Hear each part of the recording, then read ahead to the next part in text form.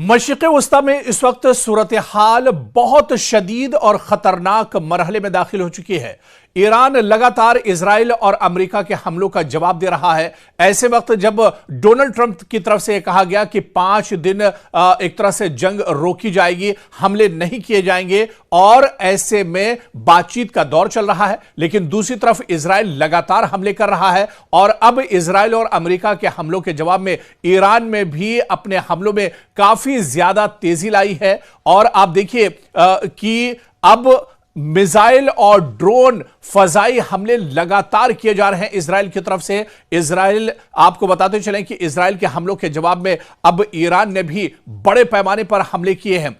ताजा सूरत हाल आपको अगर बताएं तो इजराइल के चाहे आराद शहर की बात करें, डिमोना शहर की बात करें, तल अबीब की बात करें, हैफा की बात करें, मशरिकी यरूशलेम की बात करें, या इसके अलावा बीरशीबा पर भी ईरान ने हमला किया है। बशामून शहर इजराइल का, यहां पर भी ईरान ने हमला किया है। और इसके अलावा इस बीच जो सबसे बड़ी खबर ईरान के हमले की आ रही है मशरिकी यरूशलेम में, जहां पर कैसेट यानी जो पार्लियामेंट है इजराइल की पार्लियामेंट की बिल्डिंग के करीब ईरान ने बहुत बड़ा हमला किया है। जो बड़ी खबर निकलकर सामने आ रही है, अब इजराइल की पार्लियामेंट भी महफूज नहीं है, ईरान के टारगेट पर है इजराइल की पार्लियामेंट। और इस बीच बड़ी खबर यह आ रही है कि यरूशलेम में, जहां पर इजराइल की पार्लियामेंट है, जहां पर इजराइल की पूरी सरकार एक तरह से अपनी रणनीति बनाती है, हिकमत अमली तय की जाती है, जहां से पूरी सरकार बेंयामिन नेतन्याहू की चलती है, उसी पार्लियामेंट के करीब ईरान ने हमला किया है। ड्रोन और मिसाइल के जरिए यह बड़ा हमला किया गया है। यह एक बड़ा झटका इजराइल के लिए माना जा रहा है। और इस वक्त जो सच्चाई है, जो हकीकत है कि इजराइल का कोई शहर, इजराइल की कोई जगह इस वक्त एक तरह से महफूज नहीं है जहां पर ईरान हमले न कर रहा हो। ईरान ने अब अपने हमलों का दायरा भी बढ़ा दिया है, हमलों में शिद्दत भी लाई है। पूरी ताकत के साथ अब ईरान की तरफ से हमले किए जा रहे हैं। अब इजराइल का कोई ऐसा शहर, कोई ऐसी जगह, कोई ऐसा गांव, कोई ऐसी इमारत नहीं बची है जो अब ईरान के टारगेट पर ना हो। खासतौर से जितने आईडीएफ के मिलिट्री बेस हैं, मिलिट्री ठिकाने हैं, जहां पर आईडीएफ या इजराइल के सिक्योरिटी फोर्सेस के जो इलाके हैं, वहां पर लगातार अब हमले एक तरह से ईरान की तरफ से किए जा रहे हैं। इसके अलावा बेंयामिन नेतन्याहू का जो ऑफिस है, उस पर भी हमला ईरान की तरफ से किया गया। पार्लियामेंट पर अब यह हालिया हमला किया गया है और पार्लियामेंट के पास यह मिसाइल जाकर गिरा है, जिसमें काफी नुकसान हुआ है। और इसके अलावा जहां जहां न्यूक्लियर साइट्स हैं इजराइल के अंदर, उन्हें भी निशाना बनाया जा रहा है। आपको याद होगा कि डिमोना पर बड़ा हमला किया गया था, जहां पर इजराइल की न्यूक्लियर साइट है। और इसी तरह से आराद शहर, जहां पर रिसर्च सेंटर है न्यूक्लियर का, यहां पर भी एटमी तवानाई के रिसर्च सेंटर पर भी ईरान ने निशाना साधा है। यानी और अब दोबारा से फिर डिमोना पर लगातार हमला किया जा रहा है। यानी लगातार इजराइल के अंदर जो न्यूक्लियर साइट्स हैं इजराइल की, उन्हें ईरान अब बड़े पैमाने पर निशाना बना रहा है। एक रेगिस्तान के अंदर जो रेगिस्तानी इलाका है, जहां पर यह कहा जा रहा है कि जेर जमीन एक बड़ा न्यूक्लियर साइट इजराइल के अंदर है, उस न्यूक्लियर साइट को भी निशाना बनाया है। और इस बीच जो बड़ी खबर है, बशामून शहर बहुत इंपॉर्टेंट शहर है इजराइल का, यहां पर भी बड़े पैमाने पर ईरान ने हमला किया है। इसके अलावा बीरशीबा, जहां पर पहले भी ईरान हमला कर चुका है, और ताजा हमला एक बार फिर से बीरशीबा पर इजराइल के अंदर ईरान ने किया है। तो ईरान ने पूरी तरह से अब इजराइल की कमर तोड़ कर रख दी है। इजराइल दरअसल परेशान है, और आप देखिए कि इजराइल की परेशानी अमेरिका से भी नहीं देखी जा रही है। अमेरिका इसी वजह से अब डोनाल्ड ट्रंप पूरी दुनिया के सामने गिड़गिड़ा रहे हैं। डोनाल्ड ट्रंप अब जंग रोकने की बात कर रहे हैं। डोनाल्ड ट्रंप अब पाकिस्तान और हिंदुस्तान से अपील कर रहे हैं कि किसी तरह से वो मध्यस्थता करें, किसी तरह से वो सालसी करें और इस जंग को रोका जाए। लेकिन ईरान ने पहले ही यह साफ कर दिया था कि जंग दुश्मन ने शुरू की है, इजराइल और अमेरिका ने जंग शुरू की है। शुरुआत इजराइल और अमेरिका ने इस जंग की है, लेकिन यह जंग जब ही रुकेगी जब ईरान चाहेगा। तो अब यह जंग दरअसल इजराइल और अमेरिका ने शुरू की थी, गलती इजराइल और अमेरिका कर चुके हैं, और इसका भुगतान दरअसल भुगतना पड़ेगा इजराइल और अमेरिका को, और इजराइल पूरी तरह से इसे भुगत रहा है। हालांकि इस बीच अमेरिका को भी बहुत बड़ा झटका लगा है। अमेरिका के कई लाख करोड़ रुपए यानी अरबों डॉलर्स अब तक इस जंग में बर्बाद हो चुके हैं। हालांकि ईरान का कहना है कि जंग की अभी तो शुरुआत है। ईरान तो दसियों साल की तैयारी के साथ इस जंग में उतरा है और जितना मजबूत वाकई में कमजोर ईरान को समझा जा रहा था, ईरान उस तरह से कमजोर नजर नहीं आ रहा है, बल्कि जिस तरह की बयानबाजी जंग से पहले ईरान की तरफ से की जा रही थी, उस बयानबाजी को दरअसल इजराइल और अमेरिका ने हल्के में लिया और आज अमेरिका और इजराइल को भुगतना पड़ रहा है। ईरान पूरी ताकत के साथ हमले कर रहा है और ईरान, आप देखिए कि पिछले कुछ घंटों में लगातार ईरान की तरफ से मिसाइल और ड्रोन हमले हो रहे हैं। इतने ज्यादा हमले, इतने ज्यादा मिसाइल और ड्रोन दागे जा रहे हैं ईरान की तरफ से कि आयरन डोम उन्हें रोक नहीं पा रहा है। आयरन डोम एक तरह से नाकाम हो चुका है। आयरन डोम एक तरह से ईरान के हमलों के सामने बेबस नजर आ रहा है और लगातार यह हमले इजराइल पर किए जा रहे हैं। इजराइल का कोई शहर अब नहीं बचा है, तल अवीव से लेकर यरूशलेम तक, बीरशिबा से लेकर बशमून शहर तक और इसके अलावा हैफा से लेकर दूसरे जो और शहर हैं, यहां पर लगातार हमले किए जा रहे हैं। डिमोना और अराद जो शहर है, जो न्यूक्लियर सिटी एक तरह से इजराइल के माने जाते हैं, जहां पर सिर्फ न्यूक्लियर जो असलहा और गोला बारूद ही नहीं है, बल्कि यहां पर इजराइल न्यूक्लियर ताकत को लेकर, असलहों को लेकर, हथियार को लेकर रिसर्च भी करता है। दुनिया का बहुत बड़ा रिसर्च सेंटर अराद और डिमोना में मौजूद है। यहां पर भी अब ईरान ने बड़ा हमला किया है। दुनिया दरअसल परेशान है। इजराइल दरअसल अब टेंशन में एक तरह से आ गया है। बेंयामिन नेतन्याहू परेशानी का शिकार है, डोनाल्ड ट्रंप परेशानी के शिकार हैं कि आखिर ईरान इतना मजबूत कैसे है। ईरान लगातार नए नए असलहे और हथियार कहां से निकाल रहा है, लगातार लेटेस्ट ड्रोन ईरान के पास कहां से आ रहे हैं, लगातार लेटेस्ट मिसाइल के जरिए से ईरान हमले कैसे कर रहा है। अब दरअसल इसको लेकर बहुत ज्यादा परेशान है और इसी तरह से पूरे इजराइल में जिस तरह से अफरा तफरी मची हुई है, ऐसी ही सूरत हाल पूरे मिडिल ईस्ट में है, पूरे मशरिक़ वुस्ता में है। और आप देखिए कि ईरान ने हालिया दिनों में तल अवीव, हैफा, यरूशलेम, जनूबी इजराइल पर कई मिसाइल हमले किए हैं। कुछ मिसाइल आप देखिए कि जो आईडीएफ के और मिलिट्री बेस जो कैंप है, वहां की इमारतें पूरी तरह से तबाह हो गई हैं। आईडीएफ की बहुत सी गाड़ियों को नुकसान पहुंचा है और इस बीच इजराइल का जो डिफेंस सिस्टम है, दिफाई निजाम है, आयरन डोम, कई मिसाइल, दरअसल ये बहुत सी मिसाइलों को रोक लेता है लेकिन तमाम मिसाइलों को नहीं रोक पाता है। और ईरान के जो मिसाइल दरअसल आयरन डोम को भेद कर निकल जाते हैं, वो इजराइल के अंदर बहुत ज्यादा तबाही मचा रहे हैं। और इसी तरह से आप देखिए कि इजराइल के अहम शहरों में, चाहे दिमोना की बात करें, ईरान ने यहां बड़ा हमला किया और इजराइल का अहम न्यूक्लियर रिसर्च सेंटर भी यहां पर मौजूद है। एक बड़ा झटका दरअसल ये बेंयामिन नेतन्याहू के लिए माना जा रहा है और मुख्तलिफ रिपोर्ट्स के मुताबिक यहां पर ईरान के हमले से सैकड़ों अफराद जख्मी हुए हैं, कई अफराद मारे गए हैं, इमारतें बुरी तरह से यहां पर जमींबोस हो गई हैं। यानी हर तरफ अफरा तफरी का माहौल है, हर तरफ तबाही के निशान एक तरह से दिमोना में नजर आ रहे हैं। तल अवीव, जहां पर ईरान ने जब यह जंग शुरू हुई तो सबसे पहले जो इजराइल पर हमले किए थे वो दरअसल तल अवीव पर ही हमले किए गए थे। और तल अवीव की अगर अब सूरत हाल आपको देखनी है, इस बीच ईरान ने बाकायदा एक ड्रोन वीडियो भी इजराइल की तबाही को लेकर जारी किया है और ईरान के इस ड्रोन वीडियो में देखा जा सकता है कि तल अवीव के अंदर किस तरह से तबाही हुई है। आज अगर आपके सामने तल अवीव की सच्चाई रख दी जाए, जो हकीकी तस्वीर है, जो ग्राउंड जीरो की तस्वीरें हैं, अगर वो आपके सामने रख दी जाए तो आप कंफ्यूज हो जाएंगे कि कौन सी तस्वीर गजा की है और कौन सी तस्वीर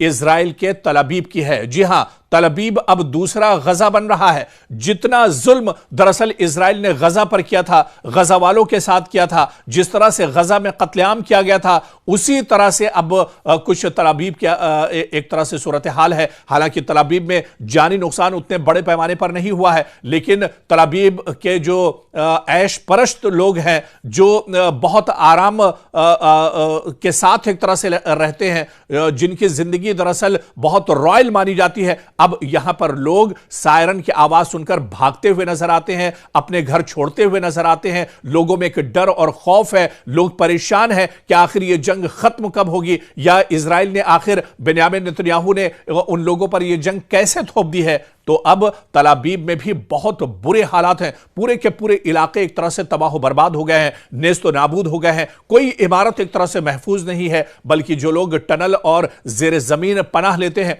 वो भी परेशान है। और लोगों को अब इस पर भी एक तरह से भरोसा नहीं रहा है, क्योंकि ईरान की तरफ से जो मिसाइल गिर रहे हैं, जिस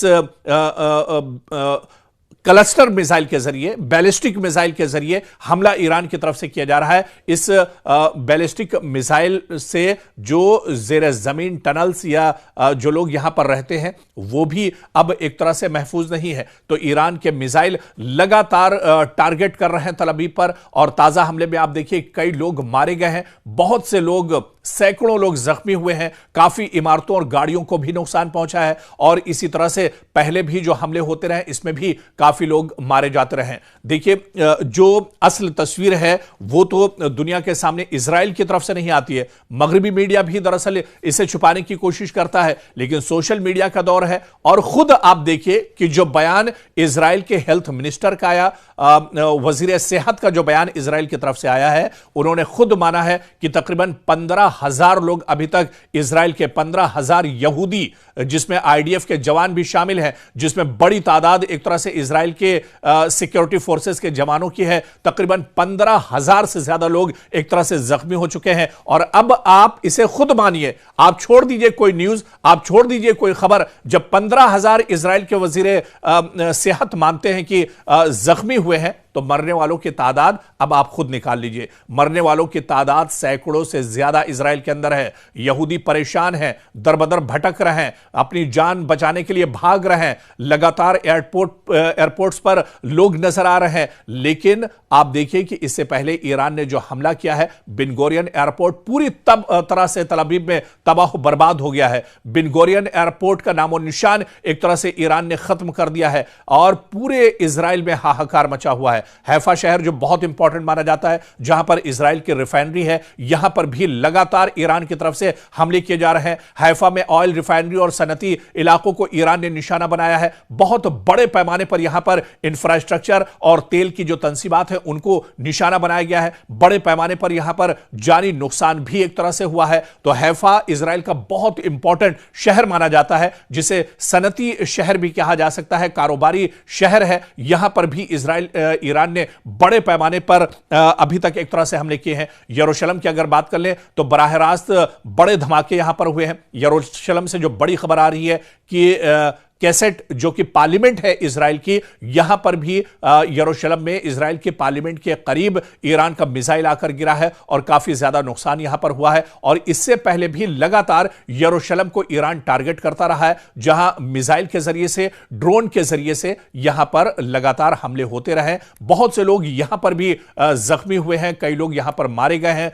बड़े पैमाने पर इंफ्रास्ट्रक्चर को नुकसान पहुंचा है। बड़ी बड़ी इमारतें जो हैं इजराइल के अंदर एक तरह से जमीबोस हो गई है। और अब तक आप देखिए तो तकरीबन 15,000 यहूदी, 15,000 आईडीएफ के जवान, 15,000 इजराइल के सिक्योरिटी फोर्सेस जवान जो है तकरीबन अभी तक जख्मी हो चुके हैं, और सैकड़ों इसमें मारे गए हैं। रिहायशी इमारतें तबाह बर्बाद हो गई हैं, गाड़ियों को बहुत ज्यादा नुकसान पहुंचा है, सड़कें और इंफ्रास्ट्रक्चर बहुत ज्यादा मुतासिर हुए हैं। हैफा में तेल की तंसीबात को नुकसान पहुंचा है। लाखों लोग इजराइल के अंदर, जिनकी तादाद तो आप जानते हैं कि लाखों में ही है, लाखों लोग शेल्टर्स में जाने पर मजबूर हैं। जैसे ही कोई अटैक होता है, पिछले कुछ घंटों में जिस तरह से ईरान ने रॉकेट और ड्रोन्स की बारिश कर दी है इजराइल के अंदर, ऐसे में लोग चिल्लाते, घबराते और चीखते पुकारते एक तरह से नजर आ रहे हैं। और लोगों के सामने कुछ नहीं होता है, फौरन वो एक तरह से शेल्टर के अंदर घुस जाते हैं,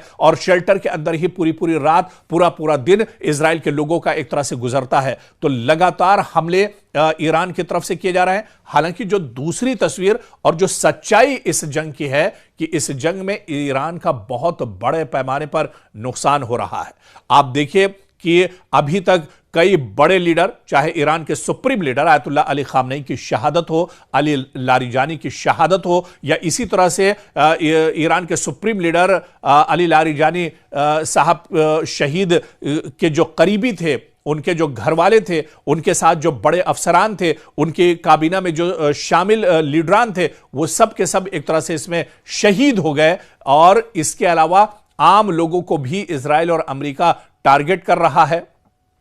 बहुत से लोग ईरान के अंदर इजराइल और अमेरिका के हमलों में मारे गए हैं। जख्मियों की तादाद बहुत ज्यादा है। वह पूरे के पूरे इलाके एक तरह से तबाह बर्बाद हो गए हैं। लेकिन यह ईरान के अवाम का सब्र है, ईरान के अवाम का एक तरह से उनकी ताकत, उनका इत्तेहाद एक तरह से है कि वो इतनी बड़ी ताकत के सामने, सुपर पावर के सामने एक तरह से डटे हुए हैं। बल्कि सुपर पावर को एक तरह से नाको चने चबाने पर मजबूर कर दिया है ईरान ने। और आज भी आप देखिए कि आईआरजीसी, जो कि पासदाराने इनकलाब है, रिवॉल्यूशनरी गार्ड है ईरान के, उन्होंने कहा है कि वो अब पीछे हटने वाले नहीं है। अब ये आर पार की लड़ाई है और ये जंग जब ही रुकेगी जब एक तरह से ईरान चाहेगा। आप देखिए कि जब जंग रुकने की बात होती है तो पहले ही ईरान ने क्लियर कर दिया है। ईरान ने अपने दरअसल कई नुकाती जो एक पूरा मुजवजा जो शराइत है इनकी, वो एक तरह से इजराइल और अमेरिका के सामने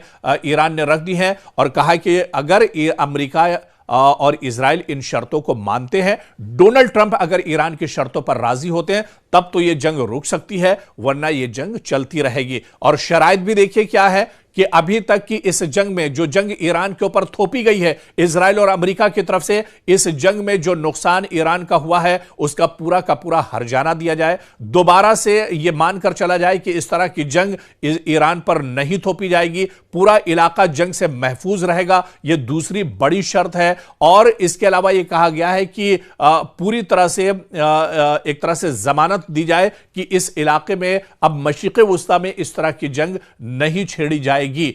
तो कहीं ना कहीं जो शर्तें ईरान की तरफ से लगाई गई हैं वो बहुत बड़ी शर्त है। इसमें एक शर्त यह भी है कि जो पाबंदियां ईरान के ऊपर लगाई गई हैं, जिस तरह से ईरान को असलहा, गोला बारूद या कारोबारी तौर से एक तरह से पाबंदी लगाकर रखी गई है, 20-25 साल से ये पाबंदियां लगातार ईरान झेलता आ रहा है। ऐसे में ये पाबंदियां भी एक तरह से हटाई जाएं। यानी ईरान का ये कहना है कि जब ये पाबंदियां हटाई जाएंगी, ये तमाम शर्तें एक तरह से मानी जाएंगी, उसके बाद ही ये जंग एक तरह से रुक सकती है। और आप देखिए कि एक तरफ इजराइल और अमेरिका के जो बयानात हैं, डोनाल्ड ट्रंप और नेतन्याहू के जो बयानात हैं, उन पर दरअसल भरोसा नहीं किया जा सकता है। क्योंकि एक तरफ डोनाल्ड ट्रंप जंग रोकने की बात करते हैं, बातचीत की बात करते हैं, और दूसरी तरफ उनके हमले लगातार जारी रहते हैं। एक तरफ अमेरिका बात करने की बात करता है, लेकिन इजराइल के हमले लगातार तेहरान पर जारी हैं, ईरान के दूसरे शहरों में लगातार हमले जारी हैं। इसलिए अब ईरान समझ चुका है कि बातचीत में कुछ नहीं रखा है।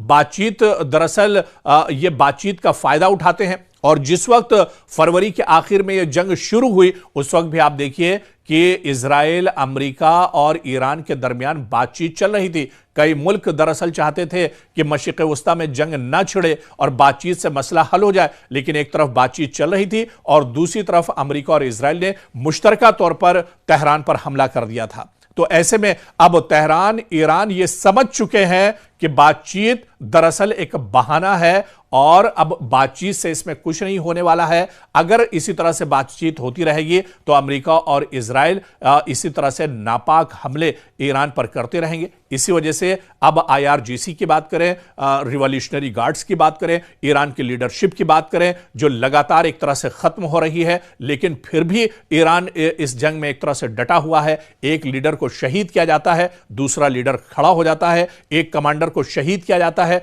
दूसरा कमांडर मैदान में निकल कर आ जाता है। तो लगातार ईरान एक बड़ी एक मैकेनिज्म के साथ, एक बड़े रोड मैप के साथ, एक बहुत बड़े मंसूबे के साथ इस जंग में दरअसल कूदा है। और यही दरअसल ईरान की सबसे बड़ी ताकत इस जंग में मानी जा रही है और इसी वजह से ईरान इस जंग में पूरे तौर से डटा हुआ है। तो लगातार आप देखिए कि ईद होने के बाद इन हमलों में तेजी आई है। और जिस तरह से ईरान ने कहा था कि वो रमजान के महीने में जंग नहीं करना चाहता है, रमजान के महीने में उसने हमले इतने शदीद नहीं किए थे, लेकिन जैसे ही रमजान का मुबारक महीना गुजरा, ईद खत्म हुई और उसके बाद धमाकेदार, जोरदार और पूरी शिद्दत के साथ ईरान इजराइल पर हमले कर रहा है। लगातार यह हमले किए जा रहे हैं और अब इजराइल के अंदर कोई शहर महफूज नहीं है। मशरिक़ वुस्ता की हम बात कर रहे थे, मशरिक़ वुस्ता में भी तकरीबन जहां जहां अमेरिका का इंफ्रास्ट्रक्चर है, अमेरिका के तंसीबात हैं, अमेरिका के सिक्योरिटी फोर्सेस फोर्सेस के जवान जहां पर मौजूद हैं, जहां पर अमेरिका के एयरबेस है, उन्हें लगातार ईरान निशाना बना रहा है।